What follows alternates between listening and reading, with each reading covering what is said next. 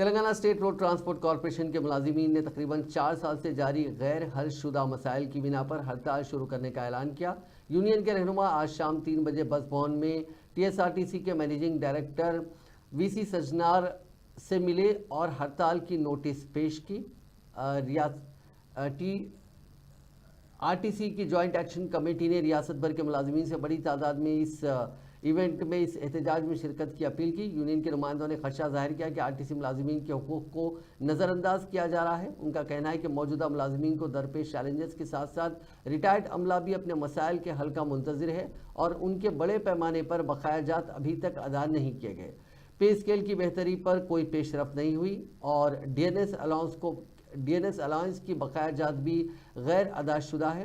Unions نے مزید کہا کہ حکومت نے نہ تو یونینز کے قیام پر کوئی توجہ دی اور نہ ہی RTC کے حکومتی ڈھانچے میں انضمام کی تجویز پر عمل کیا۔